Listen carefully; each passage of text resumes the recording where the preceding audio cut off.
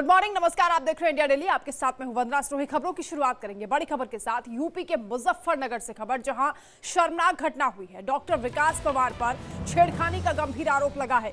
Hospital में भर्ती किशोरी के साथ छेड़छाड़ का आरोप है। डॉक्टर विकास पवार ने किशोरी का ऑपरेशन किया था। किशोरी के साथ राउंड के दौरान छेड़छाड़ की गई। डॉक्टर विकास पवार के खिलाफ पॉक्सो के तहत मुकदमा दर्ज हुआ है। डॉक्टर जिसे भगवान कहा जाता है, किस तरह से डॉक्टर ने ही अपने पेशेंट के साथ इतनी ज्यादती की है, आप अंदाजा लगा सकते हैं कि उस पेशेंट पर क्या गुजरी होगी। बताया जा रहा है कि किशोरी के साथ छेड़छाड़ का आरोप है और फिलहाल डॉक्टर विकास पवार के खिलाफ पॉक्सो के तहत मुकदमा दर्ज हो गया है।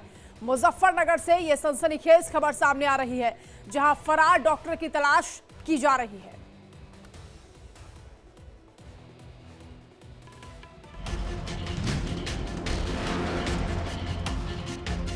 जो कहलाता है भगवान, आखिर क्यों बना शैतान। मरीज से छेड़छाड़, इंसानियत शर्मसार, पेशा किया तार तार, डॉक्टर हुआ फरार। यूपी का मुजफ्फरनगर शर्मसार हो उठा है। वजह शहर के एक नामी सर्जन की शर्मनाक करतूत।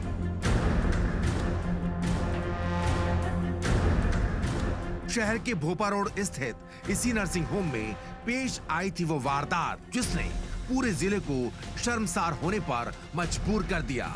आरोप है कि नामी सर्जन विकास पवार ने मरीज के साथ इलाज के दौरान छेड़छाड़ की। थाना क्षेत्र नई मंडी के सरस्वती विहार की एक वादिया द्वारा थाना नई मंडी पर ये सूचना दी गई कि उसकी नाबालिग पुत्री का भोपा रोड स्थित एक क्लिनिक में इलाज के दौरान डॉक्टर के द्वारा छेड़खानी की गई। इस सूचना पर थाना पुलिस द्वारा मुकदमा पंजीकृत किया गया है और इसमें विवेचना ग्रहण की गई है। इसमें विवेचना के दौरान जो भी तथ्य प्रकाश में आएंगे, वहाँ पे निरीक्षण घटनास्थल, सीसीटीवी फुटेज सभी का डिटेल में अवलोकन किया जाएगा और उसके जो साक्ष्य होंगे उनके क्रम में अग्रिम विधिक कार्यवाही अमल में लाई जाएगी। आरोप के मुताबिक इसी अस्पताल में डॉक्टर विकास पवार ने पीड़ित किशोरी का पथरी का ऑपरेशन किया था। ऑपरेशन के बाद पीड़िता अपने वार्ड में आराम कर रही थी और डॉक्टर विकास राउंड पर थे। आरोप है कि तभी डॉक्टर विकास ने मरीज के साथ छेड़छाड़ की।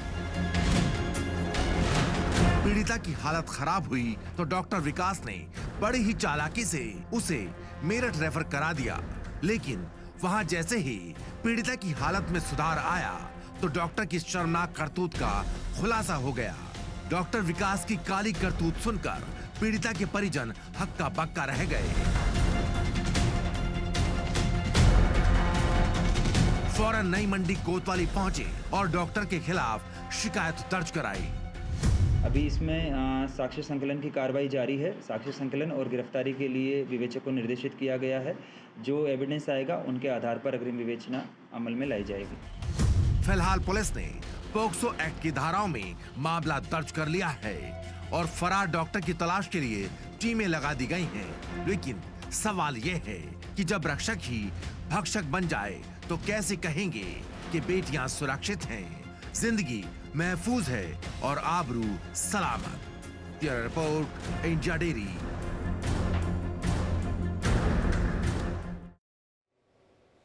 तो अस्पताल में मरीज किशोरी से छेड़छाड़ का यह मामला, जिसमें वीडियो के जरिए आरोपी डॉक्टर ने अपनी सफाई दी है। फजीहत होने पर डॉक्टर ने खुद को बेकसूर बताया। वारदात वाले दिन खुद की मौजूदगी से भी डॉक्टर ने इन्हें इनकार कर दिया है और ये कहा कि मैंने वार्ड में विजिट नहीं की थी। डॉक्टर विकास पवार अब खुद को बेकसूर बता रहे हैं। कहा कि मुझे कसूरवार ना ठहराया जाए। डॉक्टर विकास के खिलाफ मुकदमा हो चुका है। आपको बता दें कि पुलिस लगातार उनकी तलाश कर रही है और किस तरह से डॉक्टर ही हैवान बन गया, ये मामला बेहद हैरान परेशान करने वाला है। जिस समय का ये उल्लेख किया गया है, किसी कारणवश उस दिन मेरी तबीयत थोड़ी ठीक नहीं थी, मैं नाइट का राउंड नहीं दे पाया। इस बात का भी एविडेंस हमारे जो दैनिक राउंड का जो रजिस्टर है उसमें उपलब्ध है कि डॉक्टर के द्वारा उस दिन किसी भी मरीज का राउंड नहीं लिया गया, जिसके कारण ये बात अपने आप में तथ्यहीन हो जाती है कि मरीज के साथ में किसी भी किस्म का कोई मिसबिहेव किया गया है। इसके अतिरिक्त हमारी इच्छा ये है कि हम जितनी भी इन्वेस्टिगेशन अथॉरिटीज़ हैं उनको ये फ्री हैंड दे सकते हैं कि साहब आप प्लीज़ अपनी जांच करें, और हमारे द्वारा अगर कोई भी कार्य ऐसा उनकी समझ में आता है कि साहब ये संदेहास्पद है, उसके लिए हमें निश्चित रूप से जो भी न्यायपालिका द्वारा सजा मिले उसके लिए हम तैयार हैं। इसी पर ज्यादा बातचीत के लिए इनपुट एडिटर राकेश त्रिपाठी जी हमारे साथ जुड़ रहे हैं। राकेश जी, बेहद हैरान करने वाली ये घटना है, क्योंकि एक डॉक्टर जिसे भगवान का रूप कहा जाता है, जब रक्षक ही भक्षक बन जाएगा तो किस पर उम्मीद करेंगे, किस पर भरोसा करेंगे? इसमें ये बड़ी शर्मनाक हरकत है, और चूंकि ये डॉक्टर फरार है अभी, तो इसलिए ये माना जा रहा है कि शायद जुडिशियल रिमेडी के लिए अब कोशिश कर रहा है, कहीं से जमानत वगैरह के लिए, लेकिन पॉक्सो लग गया है अब उसके ऊपर, तो उसका बचना बड़ा मुश्किल होगा आरोपी का, और उसे सरेंडर करना ही होगा। तो कम से कम ये एक पॉजिटिव बात है कि योगी सरकार में जैसे ही मामला संज्ञान में आता है, इस पर पुलिस एक्शन लेती है। और मामला चूंकि बहुत घृणित है और सोसाइटी में इस तरह के केसेस बहुत सारे होते हैं, और उस पर एक्शन अगर समय पर लिया जाए तो फिर लोगों के लिए एक सीख होती है सोसाइटी में, वो पुलिस ने किया है। लेकिन ये देखने वाली बात होगी कि आगे कैसे एक एक सबूत जोड़कर अदालत में उसको किस तरह से सजा दिलाई जाए। आप आरोपी है अभी, तो वो आरोप को सिद्ध करना पड़ेगा पुलिस को, एक लंबी प्रक्रिया होगी। तो ये एक अच्छी बात है कि पुलिस ने तुरंत संज्ञान लिया और एक्शन लिया। वीडियो जारी किया है, डॉक्टर खुद को बेकसूर बता रहा है और ये कह रहा है कि मैं उस दिन विजिट पर था ही नहीं। इसका क्या मतलब समझा जाए? अभी कोलकाता की घटना का लगातार पूरे देश में जिक्र हो रहा है, उबाल है, उसके बाद इस तरह की घटना का सामने आना, महिला संबंधी अपराध क्यों लगातार बढ़ते जा रहे हैं, इस पर भी समाज को चिंता करनी होगी। देखिए, फरार होने का मतलब यह है कि वो जुडिशियल रेमेडी की कोशिश कर रहा है, अपने बचाव में क्या कर सकता है, अब वो रास्ते तलाश रहा है। और अभी तो वो कानून की नजर में आरोपी है, और वो जैसे ही उस पर एक्शन होगा, मान लीजिए वो पकड़ा गया, तो उसके बाद फिर जांच की प्रक्रिया शुरू होगी, अदालत में मामला जाएगा। लेकिन ये एक बड़ी घृणित घटना है, और सोसाइटी में इस तरह की घटनाएं बहुत सारी हो रही हैं। कोलकाता मेडिकल कॉलेज, कोलकाता में आपने देखा एक मेडिकल कॉलेज में इस तरह का मामला हुआ और पूरी सरकार हिली हुई है। तो ये एक सबूत है इस बात का कि सरकार, पश्चिम बंगाल सरकार इसे एक बड़े केस की तरह ले न ले, लेकिन सोसाइटी जरूर लेती है, और सोसाइटी में इस तरह के मामले नहीं होने चाहिए। हमारा देश बहुत बड़ा है और उससे पूरे मुल्क की बदनामी होती है, और सोसाइटी तो तार तार होती ही है। बहुत घृणित बात है। बिल्कुल राकेश जी, लेकिन अब बच्चियों को अगर आप हॉस्पिटल लेकर जा रहे हैं तो आपको सोचना पड़ेगा, क्योंकि अगर इस तरह की घटना में सच्चाई है तो ये वाकई बेहद शर्मनाक है, बेहद निंदनीय है। हाँ, ये इसलिए क्योंकि सफेद कोट में सजा हुआ वो डॉक्टर आपको देवदूत की तरह लगता है, आमतौर पर होता भी है, ऐसा माना जाता है। लेकिन अगर आपके शरीर के अंगों को इधर उधर छूने लगे, तो इसका मतलब है कि उसकी मंशा कुछ और है। और ये बहुत घृणित है, जैसा कि मैंने बताया, और ये उम्मीद नहीं करनी चाहिए कि सफेद कोट में सजे हुए किसी डॉक्टर को, जो देवदूत मानते हैं हम उसे, वो हमारी लाइफ बचाने के लिए है, उसने शपथ ली है, वो इस तरह का काम करेगा, ये कोई सोच नहीं सकता।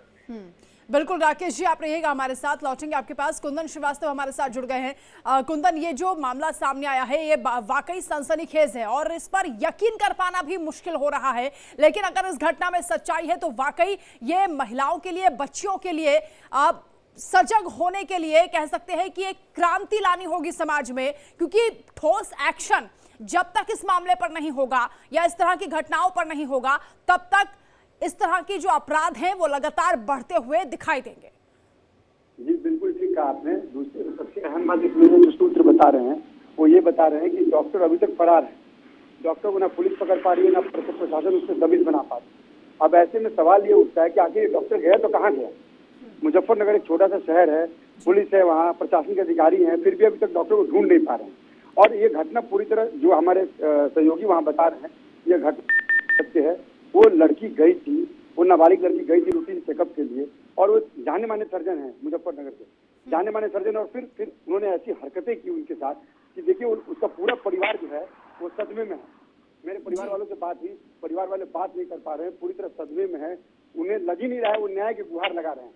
और यकीन मानिए अगर हमारी खबर को मुख्यमंत्री देख रहे होंगे तो जरूर उस पर तुरंत कोई ना कोई कार्रवाई होगी। मुझे उम्मीद है कि योगी सरकार ऐसे अपराध पे तुरंत कंट्रोल लगाती है, शिकंजा कसती है। तो आगे अभी इसमें और भी डेवलपमेंट हो रहा है। इंडिया डेली लगातार इस खबर को उठा रहा है, प्रमुखता से उठा रहा है।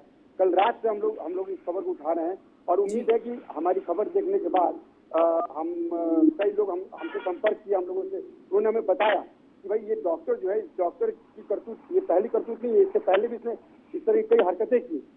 अधिकारियों को दबाने की कोशिश करता है, ये इन्फ्लुएंस करने की कोशिश करता है। तो ये सारी घटनाएं जो है जो लगातार इस घटना को लेकर डेवलपमेंट है वो मैं आपको बता रहा हूँ। और दूसरी सबसे अहम बात कि आप देखिए एक डॉक्टर को भगवान माना जाता है जी, भगवान का दूसरा रूप कहा जाता है, और वैसे में यह डॉक्टर एक अश्लील हरकत करता है वहाँ पे एडमिट मरीज के साथ। ये कितना घिनौना काम है। आप इससे अंदाजा लगा सकते हैं कि जो मरीज है, जनता है, आम लोग हैं, उनका डॉक्टर प्रति विश्वास कितना जल्दी उठ रहा है और लगातार उठ रहा है ऐसी घटनाओं की वजह से लोग जो है। अच्छा, दूसरी सबसे अहम बात कि कहा जा रहा है कि यहाँ सीसीटीवी था, सीसीटीवी अब तक खंगाला गया, पता नहीं पुलिस इसमें क्या कर रही है क्या नहीं कर रही है, इसका ऐसी कोई जानकारी किसी को नहीं दी जा रही है। आप ये देखिए कि वो आदमी इतना इन्फ्लुएंसर है कि उसने लोकल मीडिया को मैनेज तक कर दिया है। खबरें कहीं उठ नहीं रही है, खबरें कहीं दिखाई नहीं जा रही है, इसको प्रमुखता से इस खबर को कोई नहीं दिखा रहा है और इंडिया डेली लगातार इस खबर को प्रमुखता से दिखा रहा है। और मुझे पूरी तरह से उम्मीद है कि हमारी खबर देखने के बाद योगी सरकार हरकत में आएगी और ऐसे डॉक्टर को कड़ी से कड़ी सजा मिलेगी। बिल्कुल, मुख्यमंत्री योगी आदित्यनाथ महिला संबंधी अपराधों के खिलाफ ठोस एक्शन लेते हैं और उनसे उम्मीद हम कर सकते हैं कि वो इस मामले को भी गंभीरता से लेंगे। पंकज बालियान हमारे साथ जुड़ गए हैं, संवाददाता। पंकज, इस पूरे मामले में पुलिस के एक्शन को लेकर जानकारी आप दीजिए। अभी तक क्या जानकारी मिल पा रही है? कब तक आरोपी डॉक्टर को पकड़ा जाएगा? क्योंकि अगर वो बेकसूर है, वो वीडियो जारी कर रहा है, लेकिन पुलिस से क्यों भागता फिर रहा है, ये अपने आप में बड़ा सवाल है।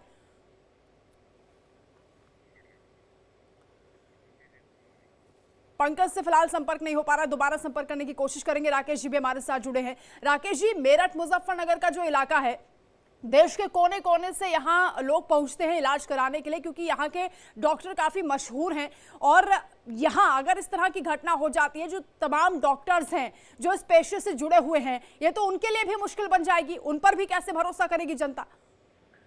देखिए, मैं आपको दो घटनाएं बताता हूँ। एक कोलकाता में डॉक्टर के साथ रेप हुआ और यहाँ पर मुजफ्फरनगर में ने ये किया जी। अब बताइए, पूरी कम्युनिटी के ऊपर ये सवालिया निशान लग जाता है जब कोई डॉक्टर करता है, कोई पुलिस वाला करता है, कोई लीगल पेशे से जुड़ा हुआ आदमी करता है, तो पूरी कम्युनिटी के ऊपर ये सवालिया निशान खड़ा हो जाता है। तो इसलिए ये बड़ी गंभीर बात है। और चूंकि लोगों से साबका पड़ता है, लोग आते हैं डॉक्टरों के पास अपना इलाज कराने के लिए। हर व्यक्ति ये सोचेगा कि मेरी बेटी अकेले ना जाए डॉक्टर के पास, मैं भी जाऊं और मैं उसको अगर दिखाना है तो मैं साथ में चलूं। तो ये बहुत दुखद घटना है और शर्मनाक भी है सोसाइटी के लिए। बिल्कुल, पंकज भी हमारे साथ एक बार फिर से जुड़ गए हैं। पंकज, क्या अपडेट है आपके पास? कहां तक इन्वेस्टिगेशन पहुंची है पुलिस की? देखिए वंदना, अभी पुलिस जो पकड़ के जो है डॉक्टर अभी फरार है और कल डॉक्टर ने बयान भी अपना जारी किया है मीडिया के लिए कि वो इस पूरी तरीके से दोषी नहीं है। पीड़िता उसके यहाँ 1.5 महीने पहले ऑपरेशन करा के गई थी। उसका ये कहना है अपने ऊपर लगे सभी आरोप जो है डॉक्टर झूठे बताया, लेकिन जिस तरीके से पीड़िता का ये कहना है कि वही जो ऑपरेशन के बाद जो उसके पीड़िता के परिवार का कहना है कि ऑपरेशन के बाद जो बच्ची थी उसके साथ जो है जब डॉक्टर चेकअप पे आए थे तो उन्होंने छेड़खानी की थी, उसके बाद वो इस अस्पताल से रेफर हो गए थे। अभी भी बच्चे का जो इलाज है वो दिल्ली में चल रहा है। पंकज, जो पीड़ित परिवार है वो क्या बता रहा है? क्या किसी तरह का कोई दबाव, कोई प्रेशर उन पर बनाया जा रहा है समझौते को लेकर? क्योंकि जिस तरह का वीडियो आया उसके बाद डॉक्टर फरार हो जाना और पुलिस अभी तक नहीं पकड़ पाई है, ये तमाम ऐसे सवाल हैं। अब तो रोक दिया था मैंने, स्कूटी में था सर, रोक दिया था मैंने।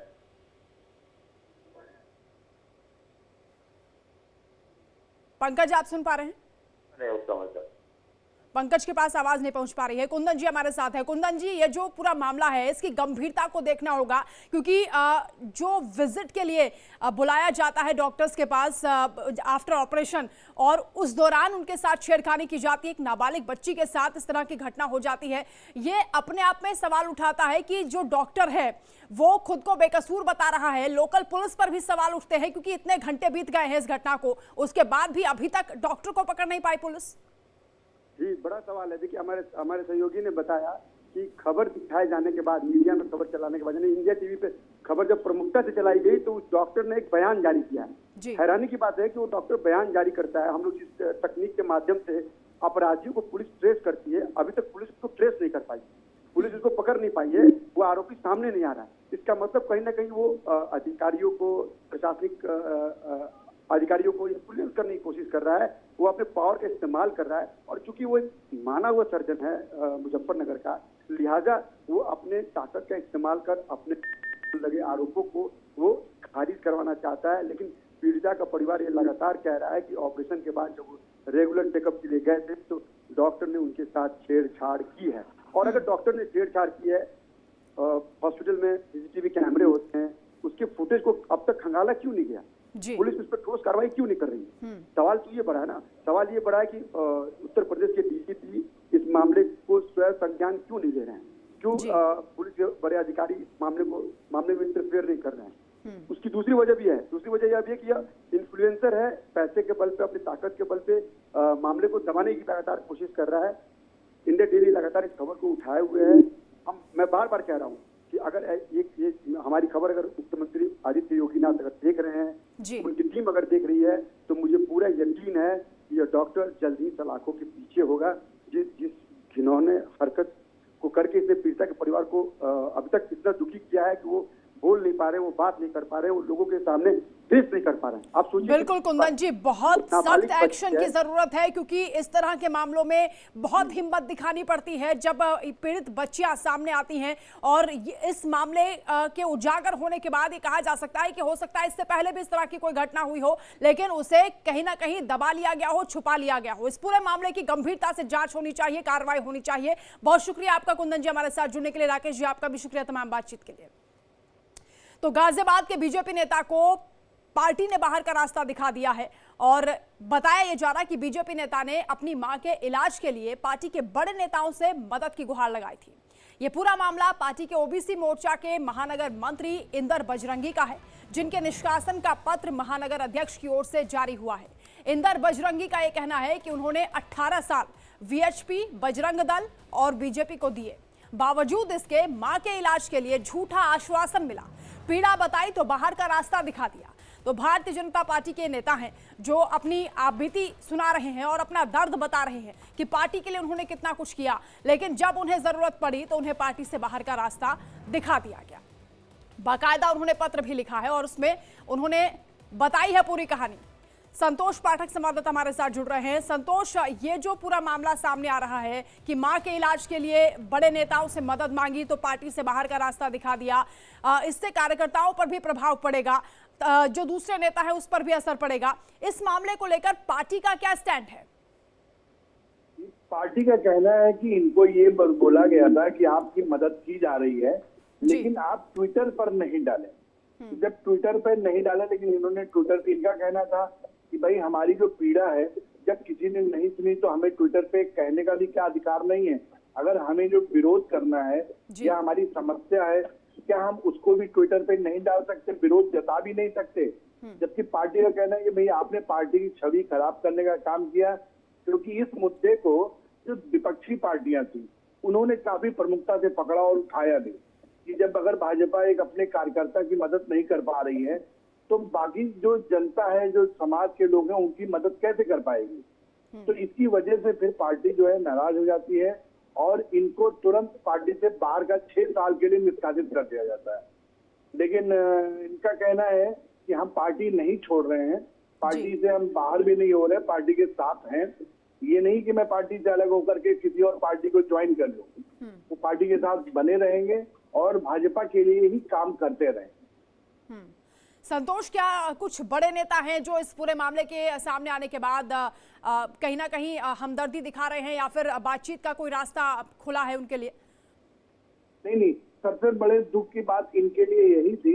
इंदर जी का कहना है कि जब हमको बाहर किया गया या मेरी माँ का ऑपरेशन हुआ, तब से लेकर के अब तक गाजियाबाद का एक भी छोटा से लेके बड़ा पदाधिकारी कोई भी न इनसे मिलने ना आया, न इनकी माँ का हालचाल पूछने आया और न ही उन लोगों ने फोन पर ही इनसे संपर्क किया। हाँ, ये जरूर था जो इनसे समाज से जुड़े हुए लोग, जो जैसे ये कुम्हार जाति से आते हैं, अति पिछड़ा जाति से आते हैं, तो जो अति पिछड़ा जाति से जो लोग जुड़े हुए थे इनसे, वो लोग जरूर इनकी माँ का हाल पूछने, जैसे अभी कुछ दिन पहले बुलंदशहर से लोग आए हुए थे, कुछ मेरठ से आए थे, कुछ ईस्टर्न यूपी से आए थे। लेकिन सबसे बड़ी बात है ना गाजियाबाद का एक पदाधिकारी आया, ना दिल्ली से कोई पदाधिकारी आया। धमकाने के लिए तो कॉल आए कि आपने पार्टी की छवि खराब किया, लेकिन माँ का हाल पूछने के लिए या इनका दुख व्यक्त करने के लिए इनसे किसी ने संपर्क अभी तक नहीं किया है। संतोष, ये पूरा मामला कैसे सामने आया? इस जो ये नेता हैं, इन्होंने जो आप बीती सुनाई है वो वाकई दुखद है, क्योंकि अगर ऐसे वक्त में कोई साथ नहीं देता है तो दिल टूट जाता है। और जिस पार्टी से आप इतना जुड़े हैं, जिसके लिए आपने इतना काम किया है और जिसके लिए वफादारी आप अभी भी दिखाने की बात कर रहे हैं कि पार्टी नहीं छोड़ेंगे, किस तरह से उन्होंने इस मामले को किस किस फोरम पर रखा पार्टी में? इन्होंने सबसे पहले जब इनकी माँ का ऑपरेशन होना था, हार्ट का पेशेंट है वो, तो गाजियाबाद में एडमिट कराया और गाजियाबाद के जो सांसद थे, गाजियाबाद के सांसद से इन्होंने संपर्क किया कि सर हमारी माँ के ऑपरेशन के लिए डॉक्टरों का कहना है कि आप दिल्ली में दिखाएं।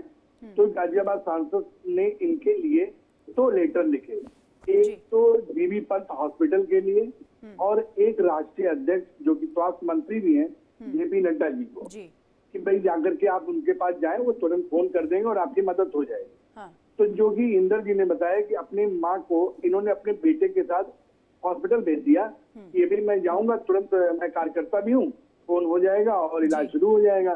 तो ये बता रहे थे कि करीब 4 घंटे में जब जेपी नड्डा जी के यहाँ बैठा रहा, किसी ने मुझसे बात करने मतलब के लिए कोई नहीं आया। बाद में बहुत अनुनय विनय करने पर एक वहाँ पे जो उनका पीएस था, उसने एक पर्ची पे लिख करके दिया कि आप जाएं हॉस्पिटल और जो वहाँ पे एमएस है उनके पीए से मिल लीजिएगा, मेडिकल सुपरिटेंडेंट के पीए से मिल लीजिएगा और मेडिकल सुपरिटेंडेंट के पीए से मिले।